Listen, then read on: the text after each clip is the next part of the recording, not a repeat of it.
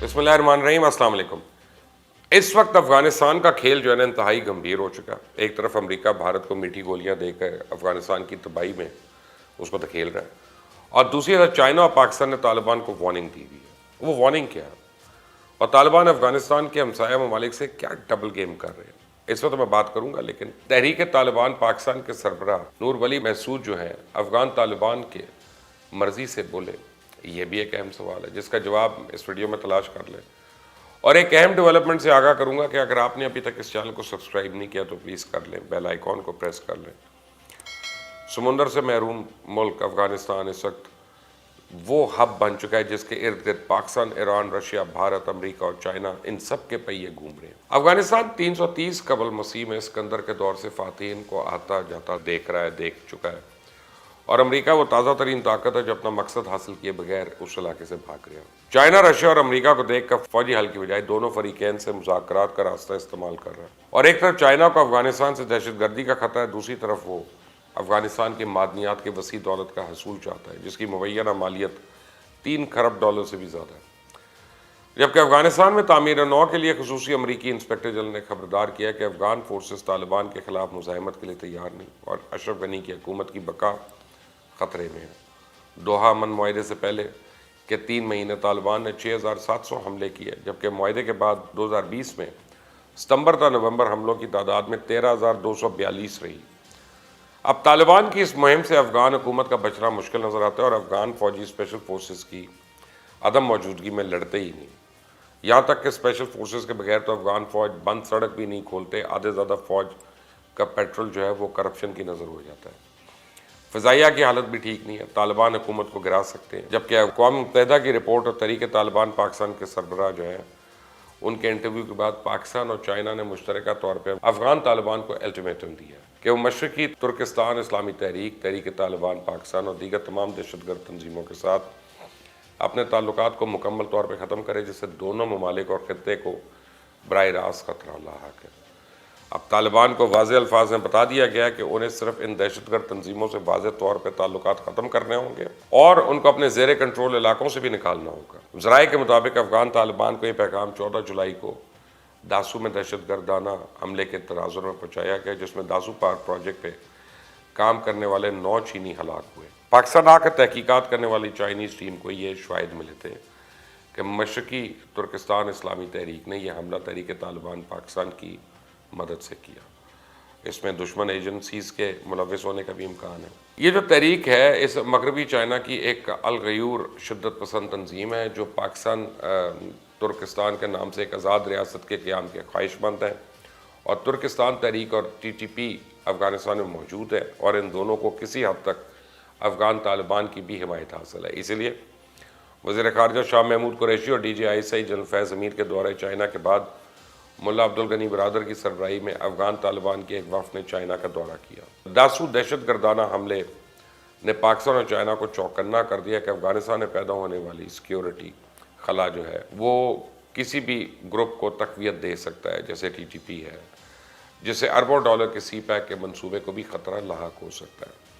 और इसी पस मंज़र में पाकिस्तान ने चाइना से दरख्वास्त की थी कि वह अफ़गान तालिबान को पाकिस्तान और चाइना मुखालिफ दहशतगर्द ग्रुप से राब्तों पर अपने खदशात से बराह रास्त आगाह करे। पाकिस्तान को उम्मीद है कि चाइना अमेरिका की जगह ले सकता है और अफ़गानिस्तान में अमन व इस्तेहकाम लाने में तामीरी और मुस्बत किरदार भी अदा कर सकता है। अफ़गान तालिबान को तो आगाह कर दिया गया है कि इनके अदम ताउन की सूरत में इनके इक़्तिदार को तस्लीम नहीं किया जाएगा।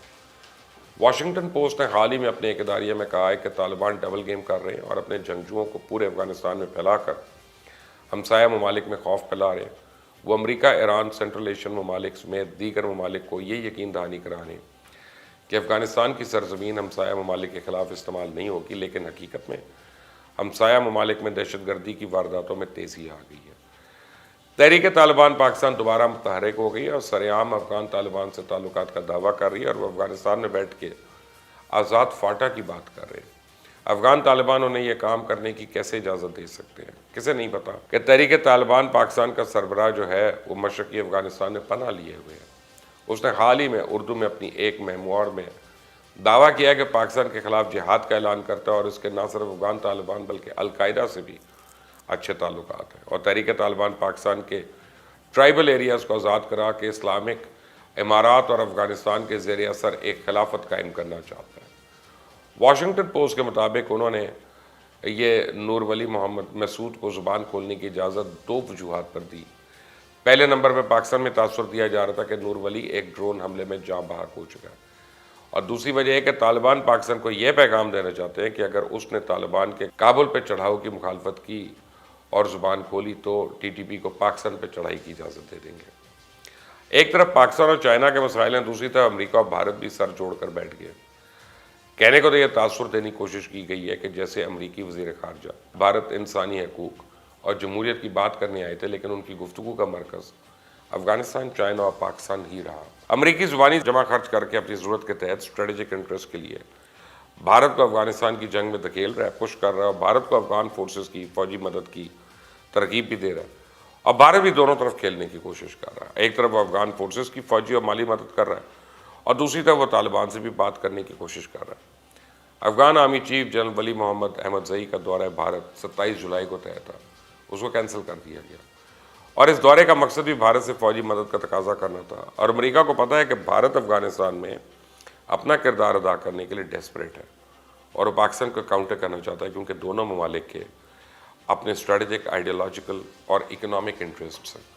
بھارت کی اس خواہش کو امریکہ ایکسپلائٹ کر کے اپنے کام نکلوانا چاہتا ہے، لیکن یہ ایک حقیقت ہے کہ خود امریکہ اربوں ڈالر لگا کر بھی 20 سال میں اپنے مقاصد حاصل نہیں کر سکا، اس لیے وہ اب اپنی موجودگی مفادات کے تحفظ کے لیے افغانستان میں بھارت کے ساتھ ورکنگ ریلیشن شپ بنا رہا ہے، جبکہ رشیا نے سنٹرل ایشین ممالک میں داعش کو روکنے کے لیے تاجکستان میں اپنے بیس پر پوری فوجی تیاریاں کر لی، اور چائنا کے ساتھ بھی ملٹری ایکسرسائزز شروع کر دی۔ پاکستان اور افغانستان کی سرحد پہ اسپن بولدے کے مقام پہ تاجروں کو ایک دفعہ نہیں بلکہ 2-3 دفعہ ٹیکس دینا پڑ رہا ہے، اور طالبان نے 376 اشیاء پہ ٹیکس کا ٹیرف ایشو کر دیا۔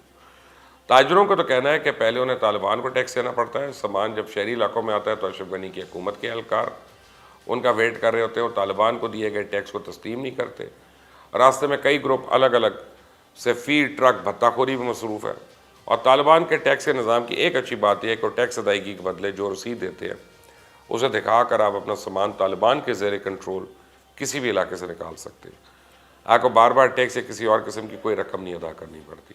ہلمند صوبے کے مرکزی شہر یعنی لشکر گاہ میں طالبان نے افغان ایئر فورس کا ایک ہیلی کاپٹر گرا دیا، ہیلی کاپٹر میں آگ لگ گئی، تاہم پائلٹ ہنگامی لینڈنگ کرانے میں تو کامیاب رہا۔ طالبان نے قندھار شہر کے تیسرے ضلع میں ایک اہم تجارتی علاقے کوتل مورچہ پہ قبضہ کر لیا، اور ہرات شہر کے باہر طالبان اور اسماعیل خان کے حامیوں میں شدید جھڑپوں میں اسماعیل خان کے مزاحمتی گروپ کے سربراہ جلیل خان ہلاک ہو گئے۔ اشرف غنی نے کہا کہ جنگ مسئلے کا حل نہیں ہے، نہ طالبان طاقت کے آگے جھکیں گے نہ ہی ہم جھکیں گے، تو پھر مذاکرات سے ہی مسئلے کا حل نکل سکتا ہے نا۔ طالبان کی لڑائی کی کوئی مذہبی حیثیت نہیں ہے، اور یہ صرف آپ کا اور آپ کے باہر والے ساتھیوں کا تباہی کا منصوبہ ہے۔ طالبان کے حملے اور ٹیلی کام کھمبوں کی تباہی کے بعد افغانستان کی بڑی ٹیلی کام کمپنی سلام نے ملک بھر میں کام بند کر دیا، جبکہ نیٹو نے ترکی میں افغان اسپیشل فورسز کی تربیت کا عمل شروع کر دیا۔ اگلے مہینے پاکستان، رشیا، چائنا اور امریکہ دوحہ میں امن عمل کے لیے ایک اہم میٹنگ کرنے جا رہے ہیں، اور اس حوالے سے جو بھی تازہ ترین مشتق آئیں گی میں آپ کو اس سے آگاہ کرتا رہوں گا۔ لیکن آپ نے اگر ابھی تک اس چینل کو سبسکرائب نہیں کیا تو کر لیں، بیل آئیکن کو ضرور پریس کریں، مزید اپڈیٹس جو بھی ہوں گی وہ آپ تک آٹومیٹکلی پہنچتی رہیں گی۔ اللہ حافظ۔